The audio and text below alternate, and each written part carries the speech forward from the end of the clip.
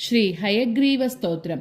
श्रीमान् वेङ्कटनाथार्य कवितार्किककेसरी वेदान्ताचार्यवर्यो मे सन्निधत्तां सदा हृदि। ज्ञानानन्दमयं देवं निर्मलस्फटिकाकृतिम् आधारं सर्वविद्यानां हयग्रीवमुपास्महे। ज्ञानानन्दमयं देवं निर्मलस्फटिकाकृतिम् आधारं सर्वविद्यानां हयग्रीवमुपास्महे। स्वतः सिद्धं शुद्ध स्फटिकमणिबोभृत् प्रतिभटं सुधासद्भ्रीचिभिर्द्युतिभिरवधात त्रिभुवनम् अनन्तैस्त्रय्यन्तैरनुविहितहेशाहलहलं हताशेषावद्यं हयवदनमीडीमहिमहः। समाहारः साम्नां प्रतिपदमृचां धाम यजुषां लयः प्रत्यूहानां लहरिविततिर्बोधजलदेहे कथादर्पक्षोभ्यत् कथककुलकोलाहलभवं हरत्वन्तर्ध्वान्तं हयवदनहेशाहलहलः। प्राची सन्ध्या काचिदन्तर्निशायाः प्रज्ञादृष्टेरञ्जनश्रीरपूर्वा वक्त्री वेदान् भातुमेवाजिवक्त्र वागीशाक्या वासुदेवस्य मूर्तिः। विशुद्धविज्ञानगणस्वरूपं विज्ञानविश्राणनबद्धदीक्षं दयानिधिं देहभृतां शरण्यं देवं हयग्रीवमहं प्रपद्ये। अपौरुषेयैरपि वाक्प्रपञ्चैः अध्यापिते भूतिमदृष्टपारां स्तुवन्नहं मुग्धयिति त्वयैव कारुण्यतो नाथ कटाक्षणीयः। दाक्षिण्यरम्या गिरिशस्य मूर्तिः देवी सरोजासन धर्मपत्नी व्यासादयोऽपि व्यपदेश्य वाचः स्फुरन्ति सर्वे तव शक्तिलेशैः। मन्दो भविष्यन्नियतं विरिञ्चो वाचां निधे वञ्चितभागधेयः दैत्यापनीतान् दययैव भूयोऽपि अध्यापयिष्यो निगमान्न चेत्त्वम्। वितर्कडोलां व्यवधूय सत्त्वे बृहस्पतिं वर्तयसे यतस्त्वं तेनैव देवत्रिदशेश्वराणाम् अस्पृष्टडोलायितमादिराज्यम्। अग्नौ समिद्धार्चिषि सप्ततन्तोः आतस्तिवान् मन्त्रमयं शरीरम् अखण्डसारैर्हविषां प्रदानैः आप्यायनं व्योम सदां विदत्से। यन्मूलमीदृक्प्रतिभाति तत्त्वं यामूलमाम्नाय महाद्रुमाणां तत्त्वेन जानन्ति विशुद्धसत्त्वाः त्वामक्षरामक्षरमातृकां ते। अव्याकृताद्व्याकृतवानसि त्वं नामानि रूपाणि च यानि पूर्वं शंसन्ति तेषां चरमां प्रतिष्ठां वागीश्वर त्वां त्वदुपज्ञवाचः। मुग्धेन्दुनिष्यन्दविलोभनीयां मूर्तिं तवानन्दसुधाप्रसूतिं विपश्चितश्चेतसि भावयन्ते वेलामुदारामिव दुग्धसिन्धोः।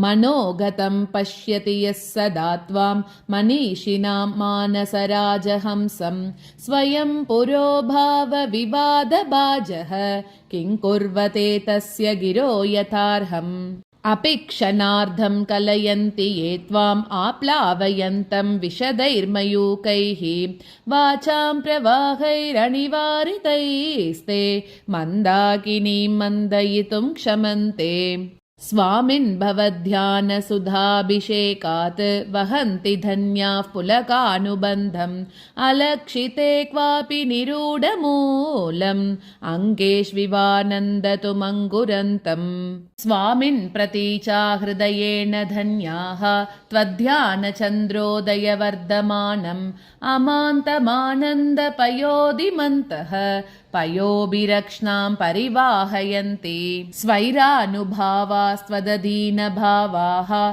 समृद्धवीर्यास्त्वदनुग्रहेण विपश्चितो नाथ तरन्ति मायां वैहारिकीं मोहनपिञ्चिकां ते। प्राङ्निर्मितानां तपसां विपाकाः प्रत्यग्रनिःश्रेयससम्पदो मे समेधि क्षीरं स्तव पादपद्मे सङ्कल्पचिन्तामणयः प्रणामाः विलुप्तमूर्धन्यलिपिक्रमाणां सुरेन्द्रचूडापदलालितानां त्वदङ्घ्रिराजीवरजःकणानां भूयान् प्रसादो मयि नाथ भूयात् परिस्फुरन्नूपुरचित्रभानु प्रकाशनिर्धूततमोऽनुषङ्गां पदद्वयीं ते परिचिन्महेन्तः प्रबोधराजीवविभातसन्ध्यां त्वत्किङ्करालङ्करनोचितानां त्वयैव कल्पान्तरपालितानां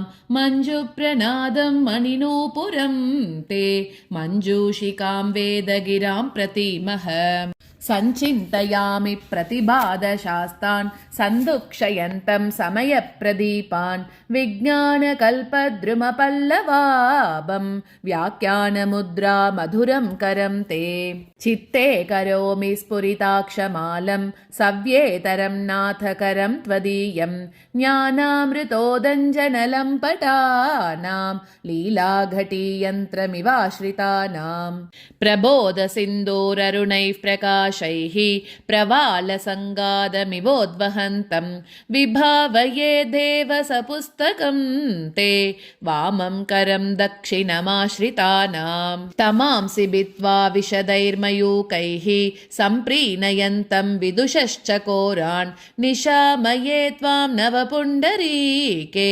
शरद्घने चन्द्रमिव स्फुरन्तम् दिशन्तु मे देव सदा त्वदीयाः दयातरङ्गानुचराः कटाक्षाः श्रोत्रेषु पुंसाममृतं क्षरन्तीं सरस्वतीं संश्रितकामधेनुम् विशेषवित्पारिषदेषु नाथ विदग्धगोष्ठी समराङ्गणेषु जिगीषतो मे कवितार्किकेन्द्रान् जिह्वाग्रसिंहासनमभ्युपेयाः त्वां चिन्तयन् त्वन्मयतां प्रपन्नः त्वामुद्घृणन् शब्दमयेन दाम्ना स्वामिन् समाजेषु समेधिशीय स्वच्छन्दवादाहवबद्धशूरः नानाविधानामगतिः कलानां न चापि तीर्थेषु कृतावतारः ध्रुवं तवानाथ परिग्रहायाः नवं नवं पात्रमहं दयायाः अकम्पनीयान्यपनीतिभेदैः अलङ्कृशीरन् हृदयं मदीयं शङ्काकलङ्का भगमोज्ज्वलानि तत्त्वानि संयञ्चि तव प्रसादात् व्याख्यामुद्रां करसरसिजैः पुस्तकं शङ्खचक्रे बिभ्रद्भिन्नस्फटिकरुचिरे पुण्डरीके निषन्नः अम्लानश्रीरमृतविशदैरंशुभिः प्लावयन् माम् आविर्भूयादनगमहिमा मानसे वागधीशः व्याख्यामुद्रां करसरसिजैः पुस्तकं शङ्खचक्रे बिभ्रद्भिन्नस्फटिकरुचिरे पुण्डरीके निषन्नः अम्लानश्रीरमृतविशदैरंशुभिः प्लावयन् माम् आविर्भूयादनगमहिमा मानसे वागधीशः वागर्तसिद्धिहेतोः पठत हयग्रीवसंस्तुतिं भक्त्या कवितार्किककेसरिना वेङ्कटनाथेन विरचितामेतां वागर्तसिद्धिहेतोः पठत हयग्रीवसंस्तुतिं भक्त्या कवितार्किककेसरिना वेङ्कटनाथेन विरचितामेताम् इति श्री हयग्रीवस्तोत्रं समाप्तं। कवितार्किकसिंहाय कल्याणगुणशालिने श्रीमते वेङ्कटेशाय वेदान्तगुरवे नमः।